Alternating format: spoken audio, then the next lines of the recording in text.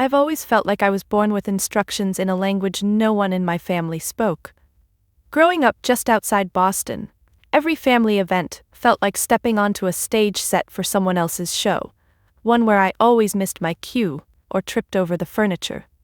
My passions, design, storytelling, the rush of seeing something I'd created come to life, were dismissed by relatives who measured worth in MBAs, white picket fences, and neatly outlined careers that never deviated from the script. My name is Jolene, and at 34 years old, I've finally built a creative studio in Boston that's catching the attention of some big names. But no matter how successful my business became, my family saw me as the same rebellious teenager sketching dream worlds on notebook margins instead of studying for chemistry tests. I was forever an outsider, politely smiled at but rarely asked about. My Aunt Trudy was the worst. Her life revolved around appearances, perfect holiday cards, perfectly curated social media feeds, and perfectly passive-aggressive comments whispered loud enough for everyone to hear. She clung obsessively to tradition, especially around family gatherings at our lake house in New Hampshire, a place built generations ago by my grandfather, a humble carpenter who had cherished creativity and independence, two traits Aunt Trudy mysteriously never inherited. Each summer, our family rituals were predictably stifling. Volleyball games no one enjoyed, competitive grilling contests Aunt Trudy always won through sheer intimidation, and excruciating evenings spent listening to cousins brag about promotions or new cars. Last year's highlight was my cousin Doreen's lavish engagement, complete with fireworks Aunt Trudy insisted were tasteful, but ended up setting half the dock on fire. Of course, it was quickly forgotten because Aunt Trudy's embarrassment was never allowed to linger. But as I grew older, I realized something deeper was at play. My quiet grandfather, who had always seen my potential, left me something invaluable when he passed.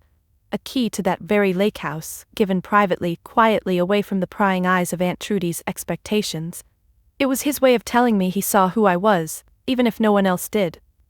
That quiet inheritance marked me as an immediate threat, particularly to Aunt Trudy, who always assumed she'd control everything, especially that house.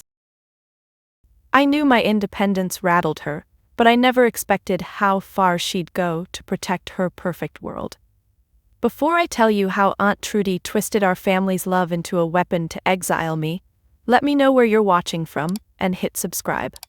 If you've ever overcome something for your family, trust me, you have no idea what they'll do once they find out you've inherited something they want.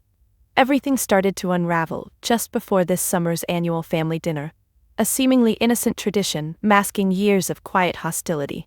Aunt Trudy had already hinted heavily about necessary changes to protect family traditions. But her real fear wasn't tradition, it was me. Her control was slipping, and her image-obsessed grip was tightening. I knew my creative career wasn't just unconventional, it was provocative to people like her. My growing confidence, my refusal to blend into their carefully constructed narratives, threatened the very foundation of Aunt Trudy's meticulously manicured reality. That made me dangerous. And to Aunt Trudy, dangerous meant disposable. The night I received the invitation, thick paper printed with Trudy's pretentious calligraphy, dread twisted my stomach. Yet part of me, perhaps foolishly, still hoped that this year might be different, that perhaps my latest creative achievement, the deal I'd been working toward so tirelessly, might finally earn some respect. But optimism around Aunt Trudy had always proved futile. As the dinner approached, my anxiety spiraled. I prepared myself mentally, rehearsing conversations I'd never get to have, and fortifying my emotional defenses against the inevitable, insidious barbs aimed at undermining everything I'd worked for. My Boston studio had just scored a huge contract, something that could forever change my professional landscape, but none of that mattered to Aunt Trudy. All she saw was her perfect family portrait threatened by the one family member who refused to fit the mold. And I was about to walk into her carefully set trap, blindly hopeful, dangerously vulnerable, utterly unaware of how much damage one jealous, controlling woman could do. Sometimes it amazes me how vividly I remember every little detail about feeling invisible, like the Thanksgiving dinner 3 years ago, when I had just landed my first major client, an iconic Boston fashion house commissioning a full rebrand. I walked into my parents' dining room bursting with pride, ready to finally take my place among family conversations. But instead, Aunt Trudy loudly announced my cousin Doreen's promotion at the insurance firm, leading everyone to clap enthusiastically, as if selling policies somehow outshined transforming a beloved brand into something extraordinary. Or the Christmas morning when I'd brought copies of the national magazine that featured my company's campaign. I casually placed them next to my cousin Darren's stack of award certificates from the local Rotary Club, hoping someone might notice my quiet triumph. But no.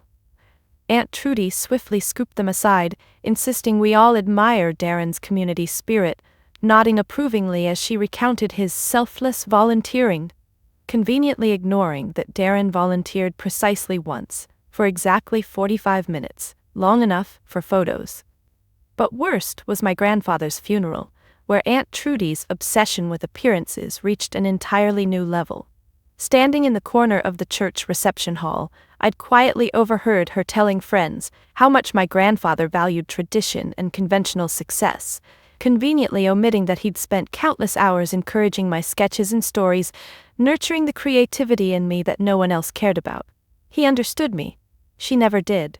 Yet somehow, Aunt Trudy had become the guardian of his legacy, rewriting history to suit her sanitized, perfectly controlled narrative. Those memories, vivid and biting, still hurt. It wasn't envy over my cousin's successes, it was the persistent erasure, the constant undercurrent of subtle ridicule. My passion for design, the brand stories I crafted that resonated deeply with my clients, none of it counted in the narrow ledger my family used to judge worth. And Aunt Trudy made sure of it. Even my parents, gentle and loving as they were, found it easier to nod along with Aunt Trudy's narratives rather than challenge them. They meant no harm, but silence carries its own kind of sting. Watching them smile politely when Trudy's words diminished my achievements felt almost as crushing as her direct criticisms. It was as though admitting pride in me risked disrupting the fragile family peace she fiercely guarded. Yet despite it all, I kept pushing forward, my business quietly blossoming. Every new project was a rebellion against Aunt Trudy's dismissive attitude, each successful campaign a silent yet powerful assertion of my worth. But I shared none of it anymore at family gatherings. Success and visibility had long ceased to overlap in my world. In many ways, being invisible had become comfortable. It hurt less when they didn't see me, because recognition from them was always tainted. Better to thrive quietly than wait hopelessly for validation that would never come. The lake house became my sanctuary, the one place my grandfather had shielded from Aunt Trudy's oppressive expectations. It was there that he first handed me the keys, a few months before he died. We sat quietly on the dock, the lake calm and shimmering beneath the fading sunlight. "Your aunt doesn't see things clearly," he'd told me gently, his eyes fixed somewhere distant. "But you do. This place, it's always been yours in my mind. Use it to build something beautiful." His words felt like a prophecy and a challenge. I took it seriously, quietly plotting a secret plan that began with sketches on the porch at dawn, evolved into late-night blueprints laid across the old oak table, and finally blossomed into something bigger than I ever imagined. The lake house transformed quietly into my creative refuge, a testament to what was possible when I wasn't bound by Aunt Trudy's constant judgment. But even as my professional life soared, part of me remained tethered to the family's silent disregard. Perhaps foolishly, I still craved their acknowledgement, dreaming of the day when Aunt Trudy's carefully constructed world might finally see my accomplishments clearly. It was naive, maybe even self-destructive to want their approval, but I did anyway. Now, as another annual dinner approached, I felt that old, familiar anxiety gnawing at me again. The cycle felt endless: pride, silence, dismissal. But this year, the stakes were higher. This time, Aunt Trudy had something darker in store. I could sense it in every forced politeness, every suspiciously gentle question she asked when we spoke briefly by phone. She was planning something big, something designed to ensure my invisibility became permanent. But Aunt Trudy, obsessed with her perfect image, had drastically underestimated one thing. I wasn't the same invisible niece she'd casually dismissed so many times before. This time, invisibility would become my strength, the quiet power she'd never see coming. The truth is, Every real victory has a quiet moment, the instant you realize something extraordinary is happening, even if nobody else can see it yet. For me, that moment came early one morning at the lake house, a little less than a year after my grandfather passed. It was dawn, the air thick with mist rising from the lake, wrapping the old family cottage in a soft haze. I sat curled up on the porch swing, sketchbook resting in my lap, coffee steaming gently beside me. That's when it struck me, crystal clear with almost electric intensity. I could see it, the project that had been stirring quietly inside my mind for months, now vivid and real. A creative retreat, blending everything I loved: art, storytelling, design workshops, an immersive space where other misfits like me could gather, create freely, and thrive away from judgment. The lake house, my grandfather's beloved refuge, could transform into something spectacular, something deeply meaningful, quietly revolutionary in its simplicity. It felt like he was sitting right there, nodding his quiet approval. But as soon as the vision took shape, the obstacles piled up. Financing would be brutal, renovations extensive, and Aunt Trudy, if she got wind of my plans, would make it impossible. Her resistance would be fierce and public, painting me as reckless and disrespectful. So, I decided right then, as I rocked gently on the creaky porch swing, that the project had to remain a secret, invisible. Like me. The first months were brutal, filled with anxiety and doubt. Between client meetings and deadlines back in Boston, I quietly met with contractors, secretly consulted architects, and drafted endless proposals for funding. Each night, lying awake, terrified Aunt Trudy might uncover the truth. My bank account dwindled dangerously, my stress peaked, and still, I told no one. Every penny I earned went back into the vision, my confidence wavering between brilliant hope and crushing uncertainty. I vividly recall a freezing night in late February, standing alone inside the half-finished cabin, walls stripped to bare studs, pipes exposed, wondering if I'd made a terrible mistake. Snow drifted in through broken windows, the bitter air biting my cheeks, the silence deafening. I remember sitting down on the dusty floor, fighting tears, whispering out loud, "Maybe Aunt Trudy's right. Maybe I don't belong here." Yet, something inside me, some stubborn, relentless spark, refused to quit. I pushed forward, signing deals I could barely afford, stretching every resource to the absolute limit. Months passed, and quietly, almost imperceptibly, something miraculous began to happen. Support trickled in. First one client who fell in love with my vision, then another. Small grants arrived. Local artisans donated materials inspired by my grandfather's legacy, drawn to the authenticity of the dream. As spring thawed into summer, my secret retreat took shape. The battered dock, charred by Aunt Trudy's fireworks fiasco, was rebuilt stronger and more beautiful. The cottage interior became an elegant sanctuary, designed carefully with reclaimed wood, flooded with natural light, spaces intentionally crafted for creativity. The property blossomed, becoming exactly what I'd envisioned, a quiet, inspiring refuge. Best of all, Aunt Trudy suspected nothing. Yet, as exhilarating as my hidden success felt, loneliness haunted me. No one knew the magnitude of what I was building. Not my parents, not my closest friends, and certainly not Aunt Trudy. I walked alone through each milestone, unable to share my triumphs or worries. Success felt hollow without someone to celebrate with, someone who understood how hard I'd fought. Then came the call, late one afternoon in my small Boston studio, that changed everything. It was from a respected venture capitalist, interested in investing significantly in my retreat. They'd heard quietly, through a network of satisfied clients, whispers spreading about my hidden gem on the lake.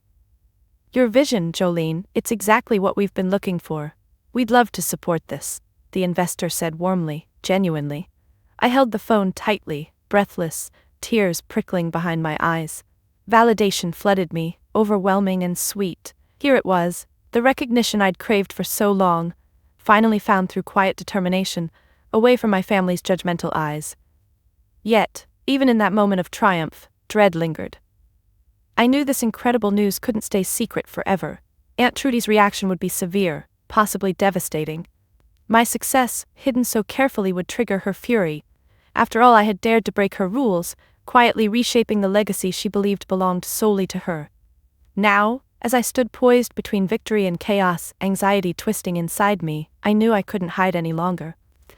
My quiet triumph was about to explode into plain sight, unavoidable and unstoppable. And in that explosive revelation, Aunt Trudy would finally have to confront the truth. Her invisible niece, whom she'd dismissed, mocked, and underestimated for years, had quietly built something extraordinary, something real and powerful that no amount of lies or tradition could erase. The week leading up to the dreaded family dinner felt like living inside a pressure cooker, the intensity building by the day. My Boston studio buzzed with nervous excitement. Contracts were drawn, lawyers hovered, and an enormous business deal, one that would forever transform my modest operation, balanced delicately on a knife's edge. Yet, amid the chaos of negotiation calls and last-minute pitches, one anxiety overshadowed everything else: Aunt Trudy. The dinner invitation had been sitting ominously on my desk all week, Trudy's crisp handwriting whispering threats I could practically hear. The date drew nearer, and dread nestled deep in my gut. Past dinners had been exhausting enough, but this time felt different, darker somehow. Aunt Trudy had dropped subtle hints in conversations, feigning interest in my business, only to pivot sharply into pointed critiques thinly disguised as concerns for family legacy. I'd learned over the years that Aunt Trudy's niceties were warning flares, signals that she was setting the stage, preparing her script. My successes, my independence, and especially the lake house inheritance threatened the tightly scripted narrative she carefully maintained. Each conversation left me uneasy, knowing her veiled kindness was merely prelude to something crueler. As Friday evening approached, I paced my studio restless. My assistant, Paige, a perceptive soul who often understood my moods before I did, glanced up from her screen, concern knitting her brow. "Jolene, if the dinner's stressing you out this much, why go?" she asked gently, leaning back in her chair, eyes soft but challenging. Paige knew just enough about my family's dynamics to understand the toll these gatherings took on me. "It's complicated," I sighed, stopping by the window, looking down at the busy Boston street below. "Part of me always hopes things will be different. Ridiculous, right?" Paige shook her head. "Not ridiculous, just hopeful." I smiled weakly, maybe naive. Paige leaned forward, sincerity sharpening her tone. "You know what you've built here, Jolene. This studio, your vision, it's incredible. You don't owe them explanations or apologies." She was right, rationally I knew it. Yet family had a way of bypassing logic, cutting straight to vulnerable truths. I'd grown up craving their approval, especially Aunt Trudy's, the fierce matriarch, whose respect always dangled just beyond reach. Deep down, perhaps foolishly, I still hoped my achievements might finally earn acceptance, even from someone as impossible to please as her. The drive north to New Hampshire on Saturday was tense, my knuckles whitening around the steering wheel as each mile drew me closer to confrontation. The lake house, nestled among whispering pines, had always felt warm and welcoming in my grandfather's presence. Now, under Aunt Trudy's influence, it seemed colder, a beautiful facade masking something oppressive. Her meticulous gardening, immaculate flower beds lining the pathway, struck me as an analogy for her entire approach to family, perfectly arranged but utterly lacking in authenticity. Arriving early, I sat alone in my parked car, staring at the house, anxiety pulsing through me. A cheerful banner stretched across the porch proclaimed, "Welcome, family," in Aunt Trudy's precise cursive, deceptively inviting. Yet beneath its bright letters lay a subtle threat, invisible to anyone but me. I gathered my courage, opened the car door, and stepped out onto the gravel driveway, taking one last deep breath before the storm. Inside, Aunt Trudy bustled through the kitchen, her voice filling the space as she barked commands to cousins setting tables and arranging centerpieces. She greeted me with an overly sweet smile that didn't reach her eyes, pulling me into a stiff hug. "Jolene, dear, it's lovely you could join us," she purred, smoothing my hair as if correcting a flaw. "We hardly ever see you now. Family must always come first, remember?" Her words dripped with calculated judgment. I forced myself to smile politely, swallowing my instinctive retort. "Nice to see you, Aunt Trudy. The house looks beautiful." She beamed, basking in the praise. "Of course, tradition is everything. It's what holds families together." Her subtle accusation wasn't lost on me.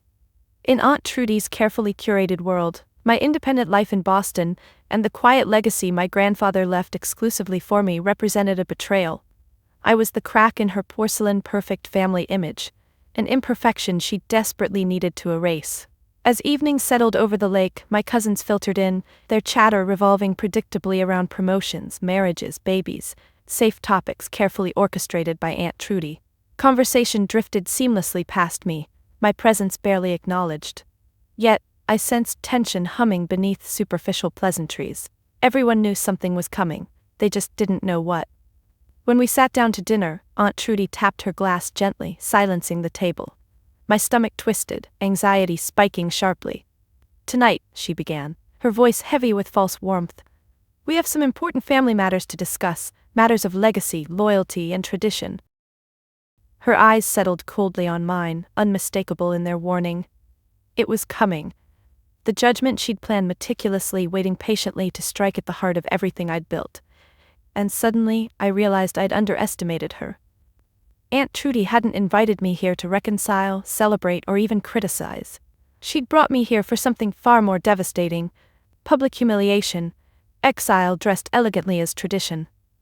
The evening had just begun, and already it felt like the end. The silence at the table was heavy, stretching painfully after Aunt Trudy's carefully crafted opening. I glanced around, faces downturned, avoiding mine, cousins shifting awkwardly. The lake house dining room, with its warm wooden walls and memories of happier summers, now felt cold and claustrophobic, like a courtroom. Aunt Trudy lifted her chin slightly, sipping delicately from her glass, clearly savoring the tension she'd deliberately created.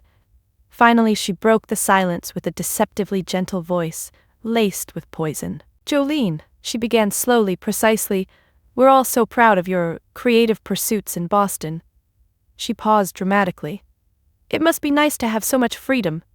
She loaded the word freedom with unmistakable disdain, implying irresponsibility, selfishness, betrayal. My hands clenched under the table, nails biting into my palms, but I kept my expression carefully neutral. "Thank you, Aunt Trudy," I replied quietly, keeping my tone even. "Of course," she continued smoothly, not missing a beat. "Freedom can be a dangerous thing when it conflicts with family loyalty." Her eyes glittered coldly. "It's a shame your grandfather's generosity has led to such division among us." The gaslighting hit me like a slap. She knew exactly what she was doing, turning my grandfather's heartfelt gift into a weapon, making me appear selfish and ungrateful for accepting what was lovingly given. Around the table, heads nodded subtly in agreement, cousins murmuring quiet affirmations. My cousin Doreen, always Aunt Trudy's loyal echo, chimed in brightly. "It's true, Jolene. Grandpa wanted harmony, not all this awkwardness." Awkwardness. The word cut deep. The awkwardness wasn't my doing, it was Aunt Trudy's deliberate creation, the wedge she'd carefully hammered into place year after year. "What awkwardness?" I asked, feigning calmness I didn't feel.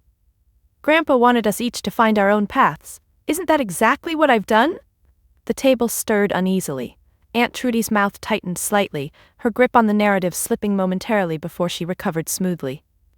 "Your own path, of course," she said lightly, brushing my words aside like dust. "But family paths have traditions, dear. Responsibilities. By pursuing your interests so single-mindedly, perhaps you haven't noticed how disconnected you've become." Disconnected? Rage bubbled up, tempered only by years of carefully practiced patience. The audacity of her statement stunned me, accusing me of isolation while she actively pushed me to the margins. I drew a shaky breath, forcing calm. "I haven't disconnected," I replied firmly. "If anything, I've tried desperately to stay connected despite being constantly dismissed." Aunt Trudy's eyes flashed with irritation at my quiet defiance. Her voice turned sharper, her velvet gloves slipping to reveal the claws beneath. "Well?" she sighed dramatically, leaning back into her chair, addressing the family as if I were invisible. "Sometimes tough love is necessary. Family tradition demands loyalty and responsibility. It's clear some among us," she pointedly glanced my way, "have chosen selfish ambitions instead." My cousins nodded, conditioned to agree without question. The gauntlet of contempt tightened around me, their silent complicity stinging more sharply than Aunt Trudy's outright hostility. Even my parents, eyes downcast, remained silent, unwilling or unable to challenge the power she wielded so effortlessly. It was devastatingly clear. This wasn't just Aunt Trudy's personal vendetta, it was a public tribunal she'd staged meticulously, turning family loyalty into a tool of punishment. I stared at my plate, appetite vanished, pulse throbbing in my temples. Aunt Trudy continued, now playing the martyr, voice trembling with feigned sadness. "It breaks my heart truly to say this, but it's time we acknowledge what Jolene's choices mean for our family." "What exactly does that mean?" I demanded, voice tight with emotion, daring her openly now. If this was her grand finale, I wouldn't let her enjoy it easily. She smiled bitterly, triumphant. "It means, Jolene, that your grandfather's generosity was misplaced. It's time the lake house returns to family control. And as for you," she hesitated theatrically, savoring her power, "perhaps some distance will help you reconsider your priorities." Distance. The word lingered ominously. It wasn't merely symbolic, it was exile, pure and simple. She was officially cutting me off, banishing me from the family under the guise of tradition.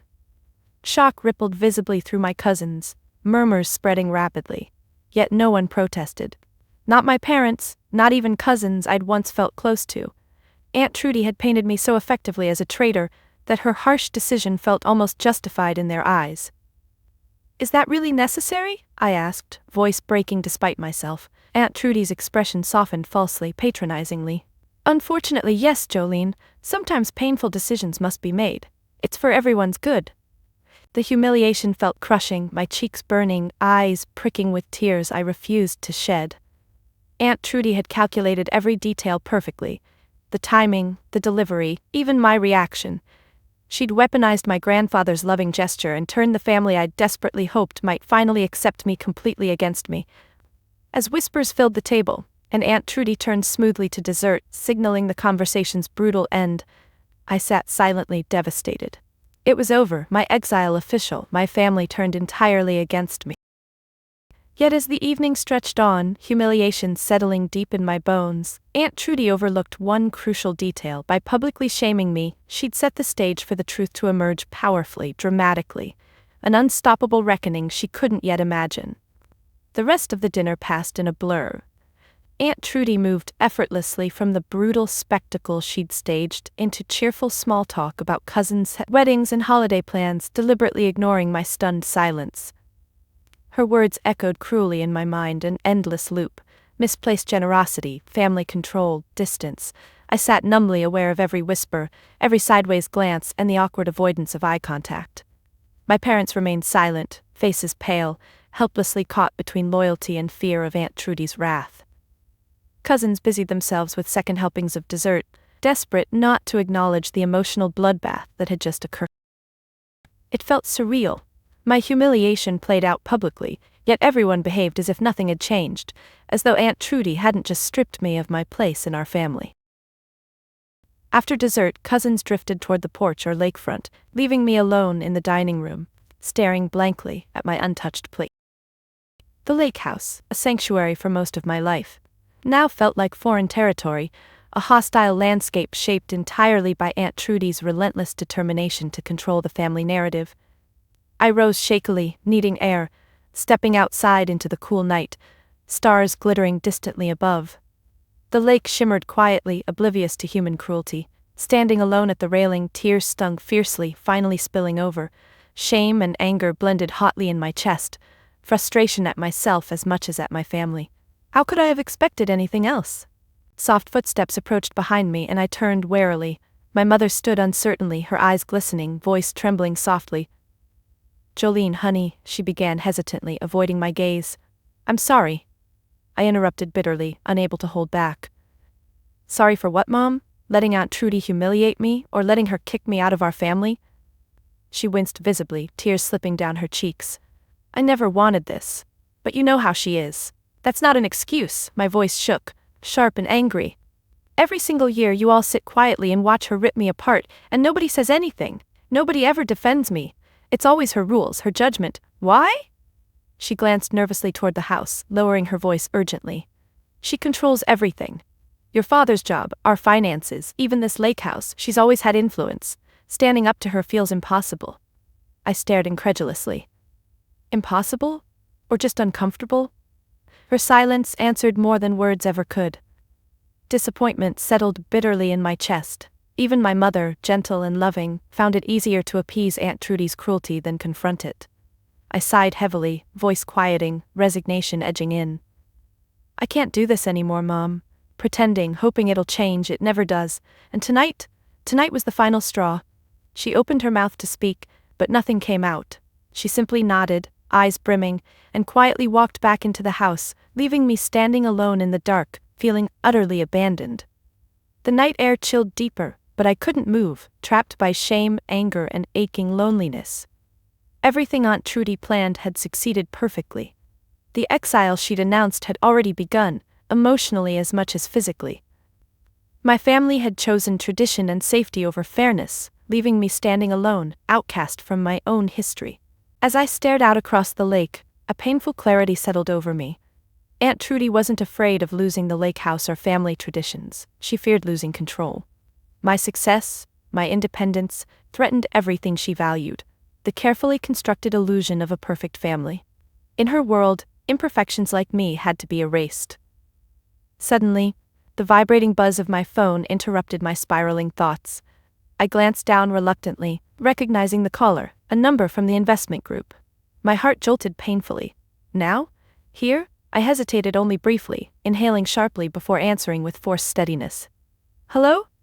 Jolene, it's Morgan from Lakeview Ventures. His voice brimmed with excited energy, utterly unaware of my devastation. Sorry to call late, but we have some incredible news. The board unanimously approved the funding. The entire deal is finalized. You did it. My breath caught, disbelief momentarily overshadowing despair. Finalized? Everything? Everything, he confirmed enthusiastically. Your retreat, your entire creative vision, it's fully funded and going public tomorrow morning. Congratulations, you deserve this. I stood frozen, heart pounding, realizing the enormity of the moment. My quiet, hidden project, the sanctuary I'd built secretly, tirelessly, was about to become spectacularly public. The irony hit sharply. Aunt Trudy's carefully planned humiliation would collide directly with my biggest triumph. The very moment she exiled me, my success became undeniable, public, powerful, impossible to ignore.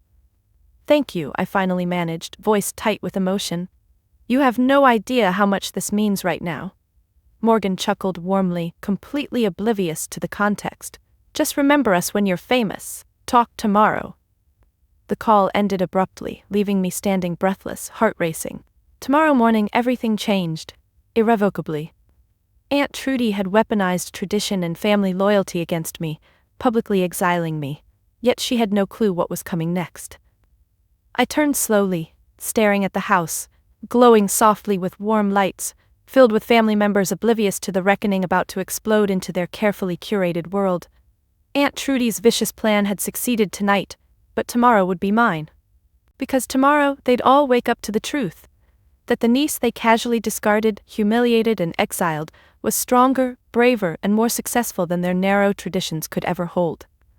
I barely slept that night, tossing and turning in my childhood bedroom at the lake house, emotions churning endlessly between humiliation and fierce determination. Dawn broke softly through the curtains, spilling pale light onto walls covered in faded posters and photos of summers I'd desperately tried to belong.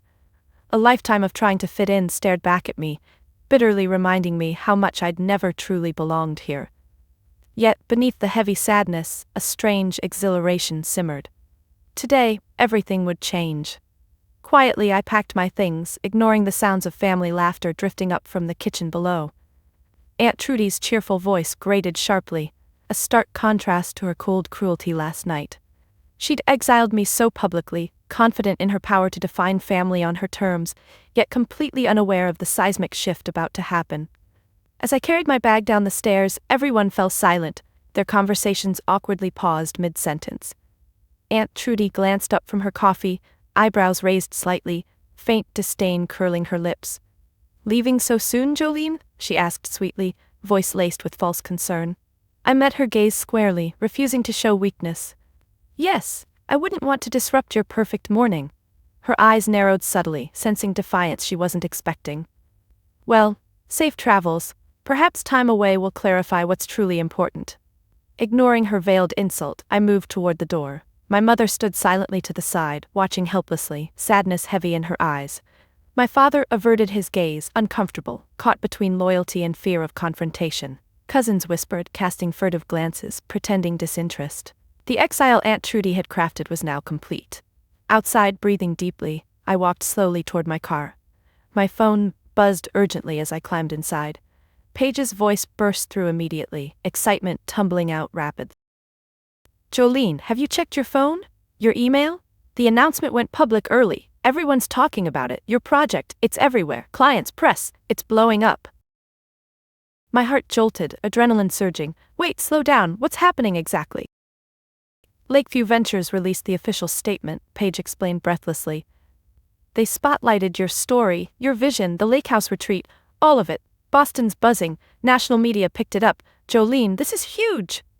Stunned, I sank back into my seat, realization flooding in. Aunt Trudy's carefully orchestrated exile had collided spectacularly with my quiet success. She'd spent years diminishing my achievements, publicly undermining my worth. But now, in one decisive moment, the truth had exploded into the open. Impossible to dismiss. I don't even know what to say," I murmured, overwhelmed. Paige laughed warmly, the sound comforting. "You don't have to say anything, just get back here. Everyone's waiting to celebrate with you, the team, clients, even people you've never met. You did it." The drive back to Boston felt surreal. Phone notifications multiplying rapidly, texts, calls, emails flooding in. Every ping, every buzz was a small validation, each message quietly undoing years of Aunt Trudy's cruel dismissal. When I arrived at the studio, a joyous chaos greeted me. Clients hugged me warmly, colleagues cheered, laughter and congratulations pouring freely. Paige stood in the middle, beaming, handing me flowers and champagne. After years of quiet struggle, isolation and invisibility, being seen felt overwhelming yet beautifully authentic. Yet, even amid the celebration, part of me ached bitterly. My family wasn't here, not because they couldn't come, but because Aunt Trudy had chosen exile over understanding.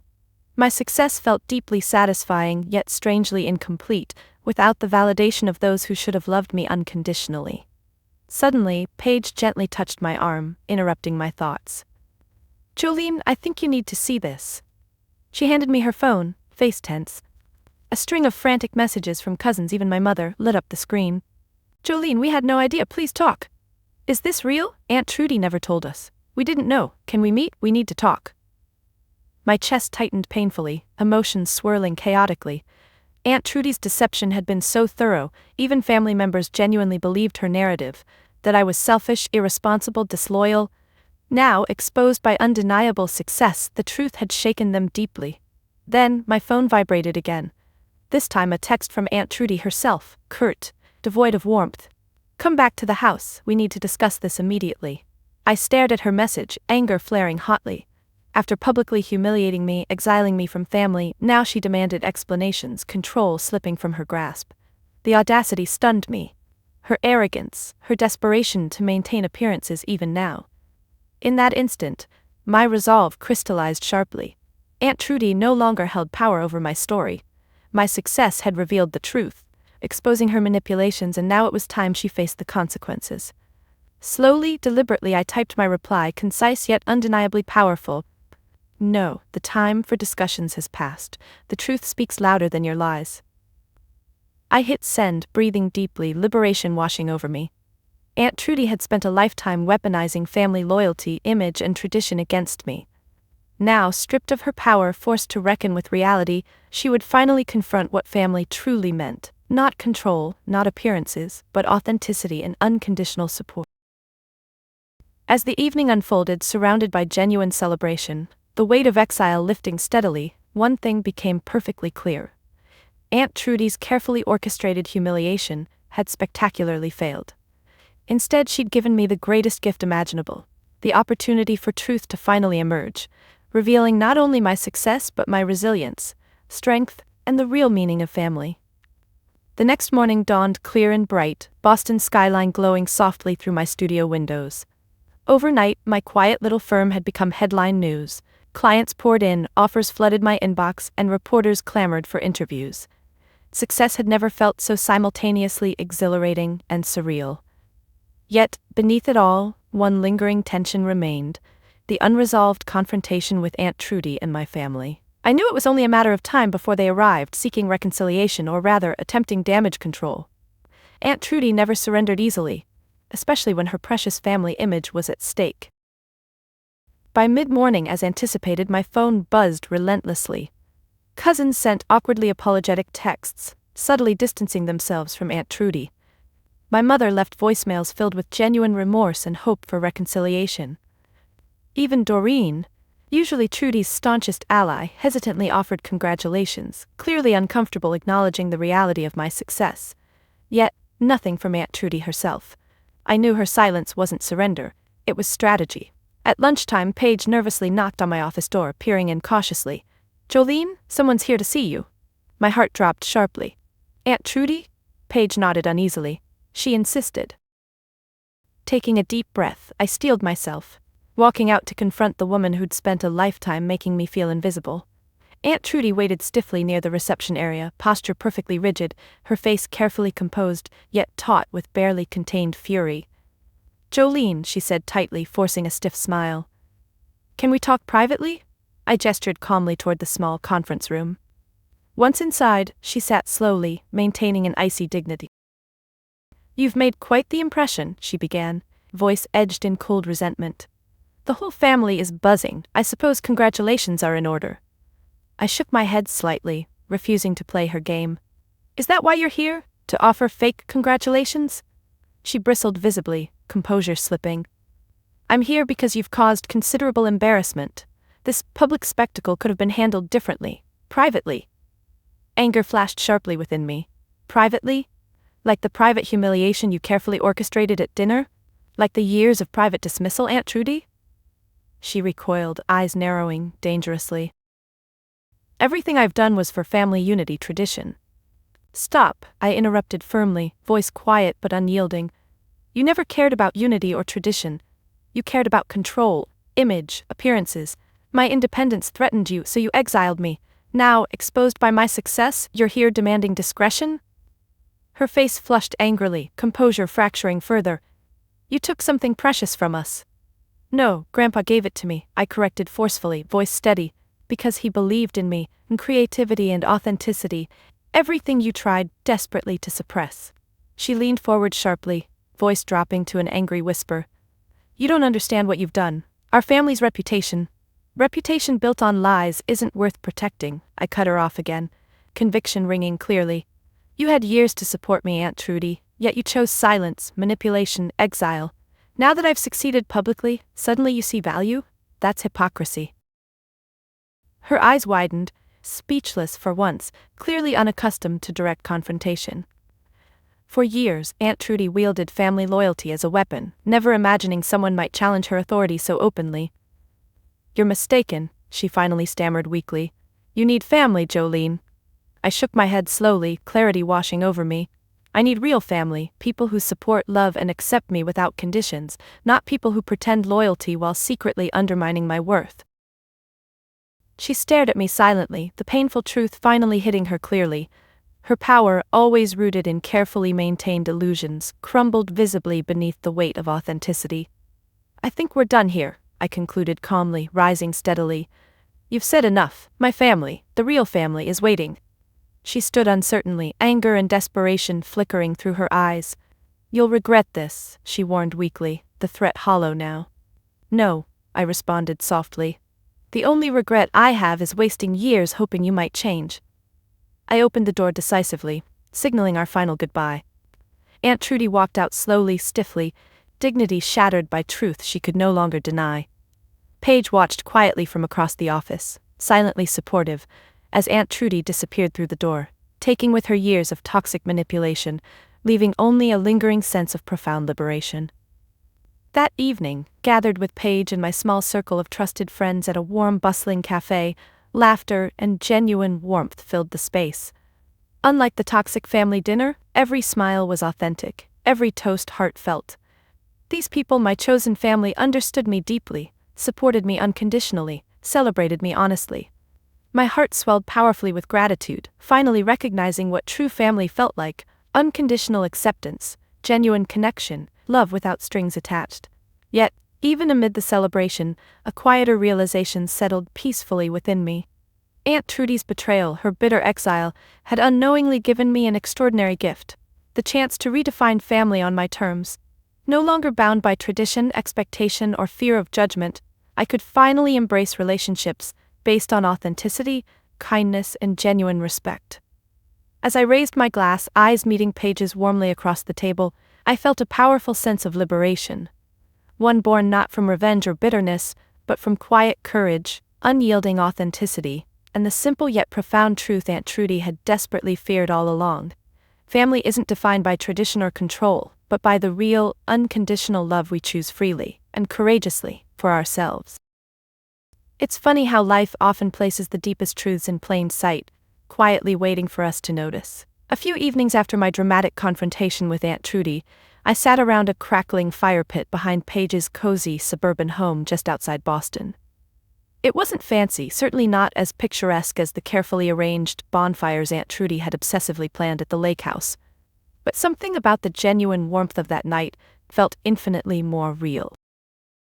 Around the circle sat Paige, her husband Bennett, a goofy, gentle-hearted man who always made me laugh, and two other close friends from my creative network, Luna and Casey. Luna, fiercely independent, ran a pottery studio renowned for whimsical designs. Casey, an illustrator whose playful artwork had adorned countless local murals, offered a quiet, calming presence. Together, these people formed my chosen family, individuals who celebrated creativity, embraced authenticity, and above all, valued genuine human connection. As Bennett cheerfully roasted marshmallows, accidentally setting them on fire and laughing heartily at himself, Luna leaned closer to me, her voice gentle but curious. "Jolene, after everything that happened with your family, are you okay?" It was a simple question, quietly sincere. I smiled faintly, feeling deeply grateful for the honesty in her words. "Honestly, Luna?" I sighed softly. "It's complicated. I'm relieved, proud, even empowered, but it still hurts." Casey nodded thoughtfully, her eyes kind. "Families have ways of leaving deep marks, but sometimes breaking free, even if painful, is exactly what we need." Paige squeezed my hand reassuringly, her voice warm. "We're here, you know. You're not alone." I glanced around the firelit faces, emotions tightening in my throat. For years, my heart had quietly yearned for this exact kind of unconditional acceptance. A feeling my biological family, bound by Aunt Trudy's strict rules and traditions, had never fully offered. "Thank you," I finally managed, voice thick with gratitude. "All of you, for being exactly the kind of family I always needed." Bennett lifted his charred marshmallow proudly, grinning. "To chosen families, may they never judge our cooking skills."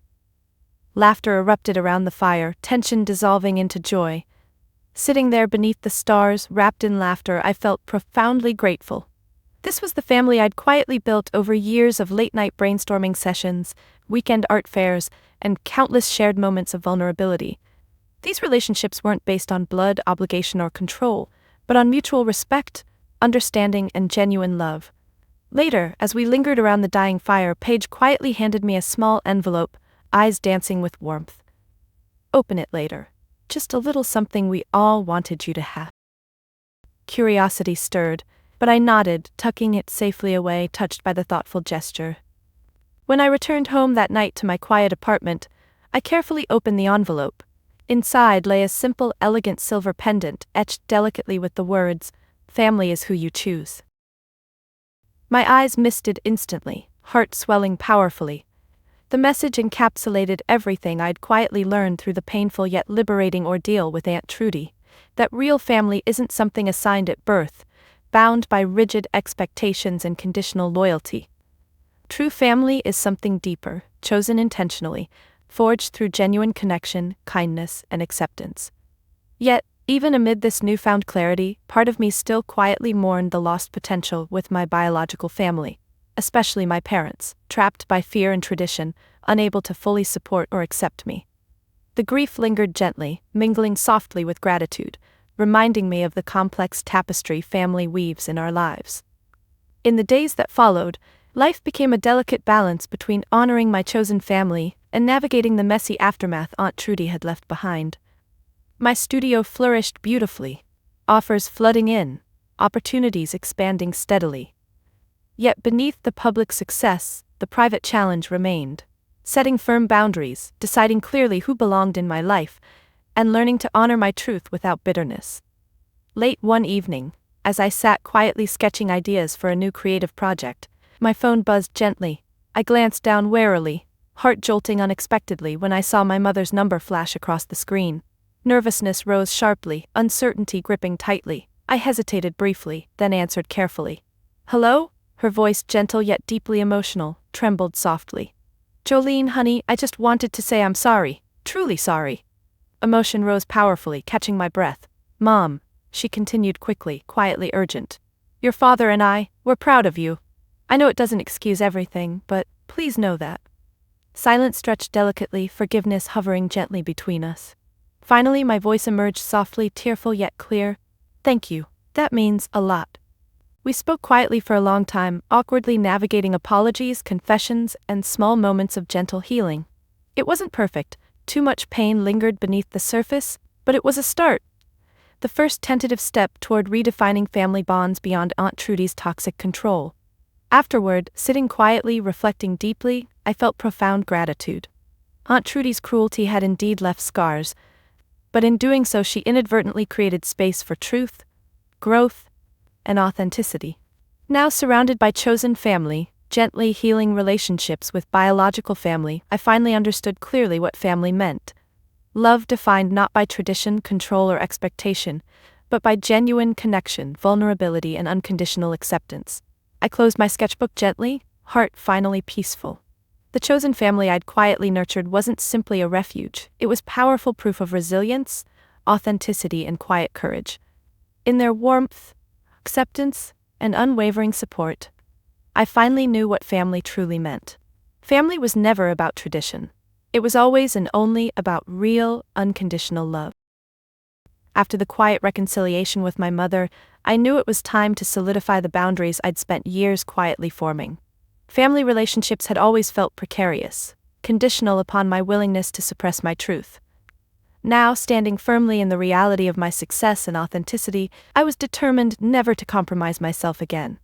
Setting boundaries had always been uncomfortable for me, especially when family was involved. Aunt Trudy had expertly conditioned me, and everyone else, to view boundaries as selfishness, independence as rebellion, and honesty as betrayal. Breaking those toxic patterns was liberating, but the process wasn't without emotional cost. It started gently, with my mother. A week after our first honest conversation, she invited me to meet privately at a small cafe in Boston.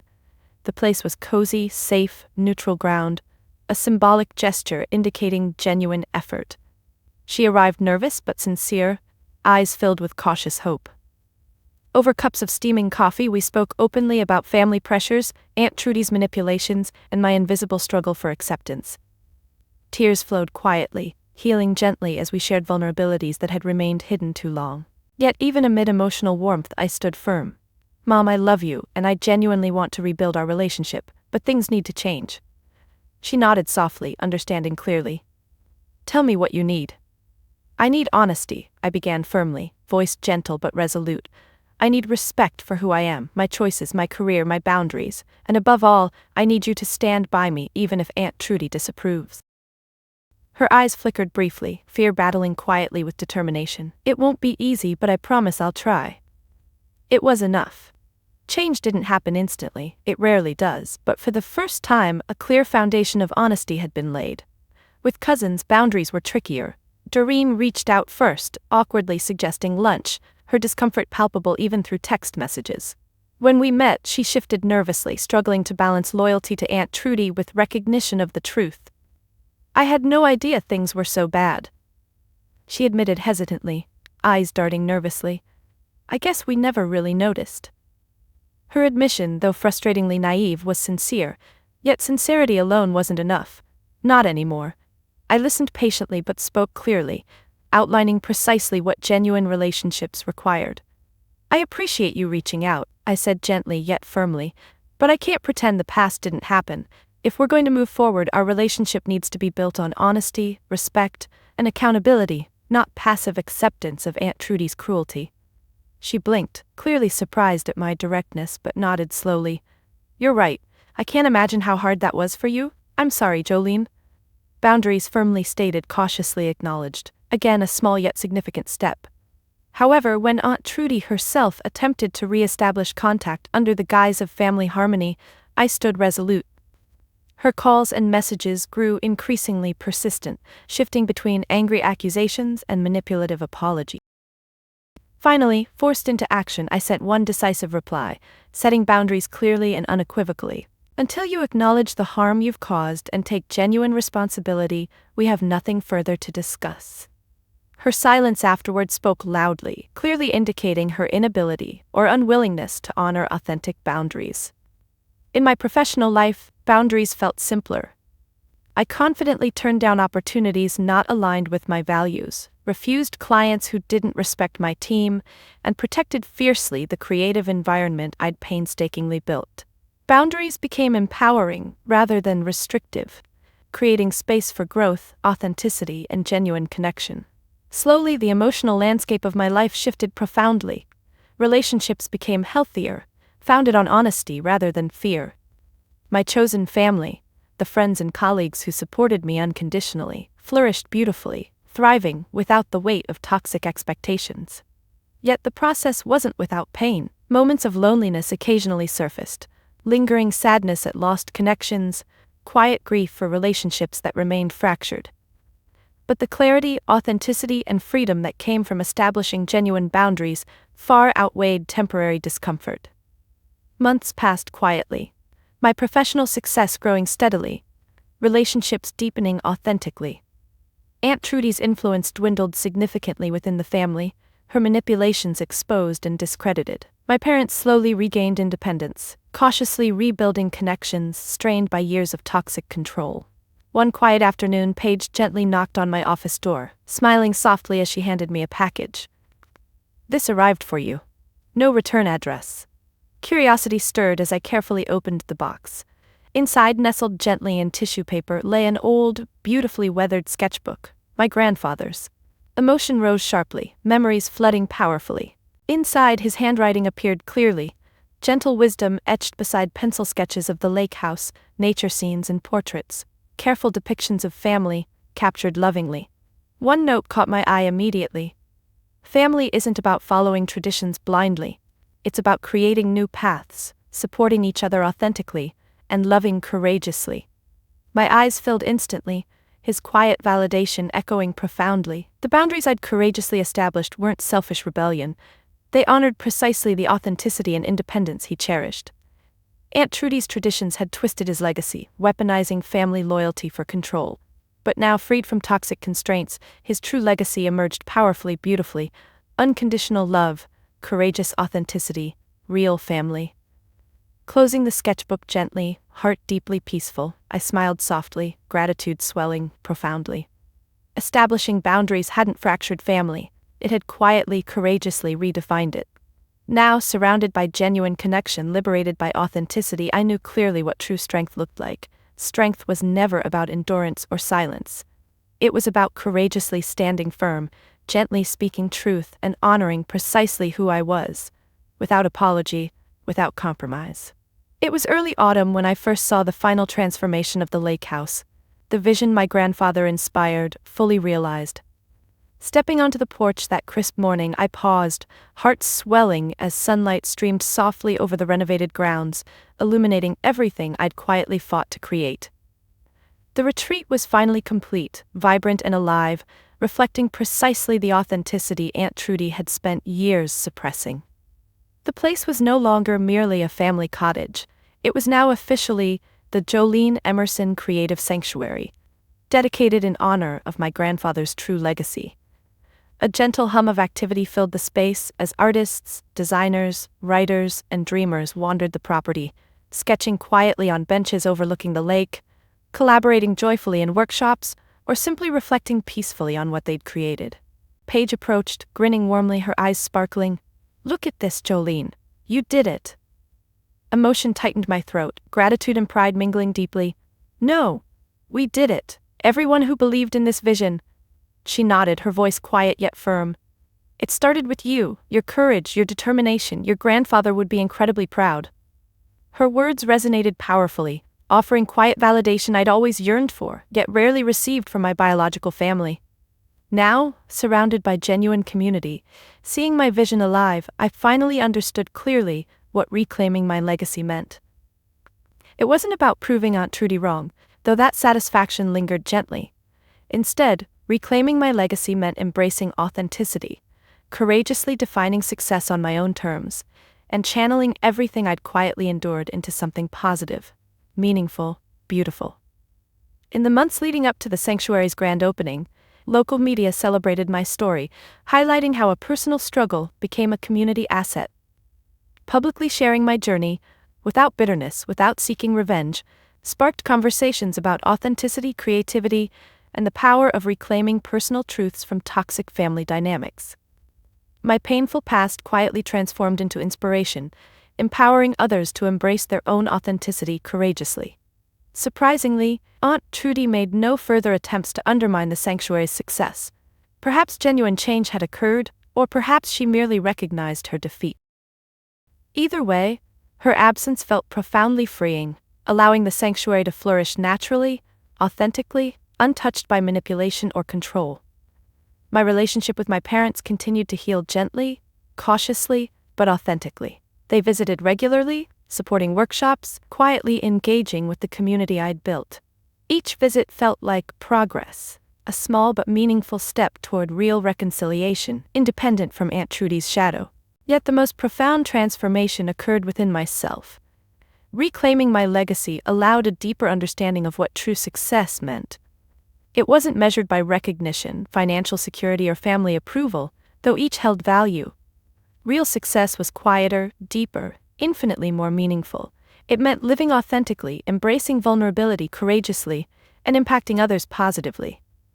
One chilly evening at the sanctuary, gathered around a softly glowing fire pit with Paige, Bennett, Luna, Casey, and several sanctuary guests, conversations drifted toward personal journeys. Each individual shared quietly, the struggles, successes, fears, dreams, all uniquely powerful stories of authenticity reclaimed. Eventually, attention shifted toward me. A young illustrator named Rory gently asked, "Jolene, what's been the most meaningful part of all this for you?" I paused thoughtfully, glancing warmly at Paige, then around the circle of faces illuminated by gentle firelight, realizing that my past, no matter how painful, doesn't define me. Reclaiming my legacy wasn't just about creating this sanctuary, it was about reclaiming myself. Authentically, courageously, unapologetically. Quiet applause rippled softly around the fire, gentle smiles, nods of understanding echoing powerfully. Rory spoke again, quietly reflective. "Your story, it's inspiring. It reminds us we're allowed to define ourselves beyond anyone else's expectations." His words filled my heart deeply, resonating profoundly. Aunt Trudy's cruel exile, once devastating, had quietly become a catalyst for profound transformation. Not just personally, but within an entire community of creators, dreamers, and quiet rebels, embracing authenticity without apology. Later that night, alone beneath the stars, I wandered toward the dock. Lake shimmering gently beneath moonlight. Memories of my grandfather surfaced warmly, his quiet encouragement echoing powerfully. "Thank you," I whispered softly, gratitude swelling deeply, profoundly. His quiet legacy had always been authenticity, courage, independence, qualities Aunt Trudy never understood, desperately tried suppressing. Yet here, alive within the sanctuary's vibrant community, his true legacy flourished beautifully, reclaiming precisely the truth she feared most. Family legacy wasn't rigid traditions, control, or conditional acceptance. It was courageously living authentically, embracing creativity boldly, and impacting lives meaningfully, exactly as he'd always quietly encouraged me to do. Standing there, peacefully, heart profoundly grateful, I knew I'd finally reclaimed the most powerful legacy imaginable. Not through confrontation, bitterness, or revenge, but through authenticity, courage, and genuine community. Aunt Trudy's manipulations had unknowingly gifted me something infinitely valuable: the quiet strength to embrace precisely who I was, boldly defining my own legacy. Returning gently toward the sanctuary, warm lights glowing softly ahead, gratitude flooded powerfully. Reclaiming my legacy hadn't erased pain or betrayal, but it transformed them beautifully, powerfully, meaningfully. Quiet resilience, courageous authenticity, and unconditional love had become the true legacy, deeply powerful, undeniably real, profoundly mine. Months passed, quietly and beautifully, as the sanctuary flourished beyond my wildest dreams. With each new visitor, each workshop completed, Each genuine connection formed, I felt a profound sense of purpose and fulfillment settled deeply within me. Yet amidst this bustling creative haven, something quieter emerged, an inner peace, genuine and powerful, that I'd never fully known before. One evening, as twilight bathed the lake in soft hues of lavender and gold, I walked down to the dock, the familiar wood creaking gently beneath my feet. Sitting quietly, watching reflections ripple gently across the water's surface, I realized something extraordinary. I finally knew who I was, and I liked her. That simple realization held profound power. For years, Aunt Trudy had defined my worth through her narrow lens, success measured by conformity, validation dependent on obedience. Her cruelty had fractured my sense of self, subtly convincing me that acceptance required invisibility. Yet now, liberated from her expectations, empowered by authenticity, I felt genuine self-validation, peace born not from external approval but internal truth. This peace was quiet, powerful, rooted deeply within my soul, untouched by Aunt Trudy's lingering shadows. Looking back, every struggle, every humiliation, every quiet rebellion had quietly shaped me, leading precisely to this moment. Aunt Trudy's exile, once devastating, had become the catalyst for profound self-discovery, teaching me courage, resilience, and unconditional self-love. But true peace didn't erase pain. Occasionally, quiet moments surfaced, a bittersweet ache for lost family connections, regret for years spent chasing validation I'd never receive. Yet these gentle pangs no longer defined me. Instead, they served as reminders, softly, quietly powerful, of how far I'd come, how deeply I'd grown. In reclaiming myself, I'd uncovered a simple yet profound truth. My worth was never defined by family acceptance, professional success, or societal validation. It was inherently mine, quietly powerful, genuinely unconditional, beautifully authentic. As I sat quietly absorbing gentle twilight, my phone vibrated softly, breaking the tranquil silence. Glancing down, I saw Paige's familiar name appear. "Everything okay?" I answered warmly. "Better than okay," Paige responded brightly. "We got final approval, the community outreach initiative, the workshops for underserved youth, it's official." Joy surged powerfully. This outreach had become deeply meaningful, sharing the sanctuary's creative resources, empowering others to embrace authenticity courageously. "That's incredible, Paige." "Truly," I said sincerely, gratitude swelling deeply. She hesitated briefly, then spoke softly. "Jolene, you realize what you've created, don't you? This sanctuary, it's not just a place. It's a movement. You turned your pain into something beautiful, something meaningful." Her words resonated profoundly. Quiet tears filled gently, gratitude spilling over. "Thank you, Paige, for believing in this vision, and in me." After our call ended, peaceful solitude enveloped me again, tranquility deepening gently. Reflecting quietly, gratitude flooded profoundly. Aunt Trudy's cruelty had unintentionally birthed something beautiful, transforming pain into purpose, isolation into community, invisibility into powerful authenticity. Yet even more extraordinary was the inner transformation quietly happening within me. I'd finally discovered genuine peace, true self-validation, rooted deeply within, independent from external approval or validation. Aunt Trudy's manipulations, once painfully defining, had quietly lost all power over me. Standing gently, twilight fading softly into evening darkness, I felt profound liberation. Peace so deeply authentic, courageously embraced, powerfully lived. I was no longer Jolene the family exile, Jolene the invisible niece. I was simply Jolene Emerson, creative visionary, courageous storyteller, quiet rebel, boldly redefining legacy. Returning gently toward the sanctuary, warm lights glowing softly, laughter spilling brightly through open windows, something powerful settled deeply within my heart. True validation wasn't external approval, familial acceptance, or societal standards. It was quiet, powerful self-love. I finally knew clearly, undeniably, powerfully, I was enough, exactly as I was. And nothing, no amount of judgment, cruelty, or exile, could ever diminish that quiet, extraordinary truth. Have you ever faced family pressures or struggled to define success on your own terms? Sometimes the toughest battles we fight are with the people closest to us, the ones we hope will accept us unconditionally. But as I learned through my own journey, genuine acceptance begins within ourselves. I'd love to hear from you. Share your stories below. How have you overcome family expectations, societal pressures, or moments when you felt invisible? Your journey matters, and your voice is powerful. If my story resonated with you, please like, subscribe, and share this video with someone who needs to hear that it's okay to define success and family on their own terms. Remember, your worth isn't defined by external validation or traditions. It's about courageously living authentically, embracing your true self, and surrounding yourself with people who genuinely support and love you without conditions. Thank you for being part of this journey.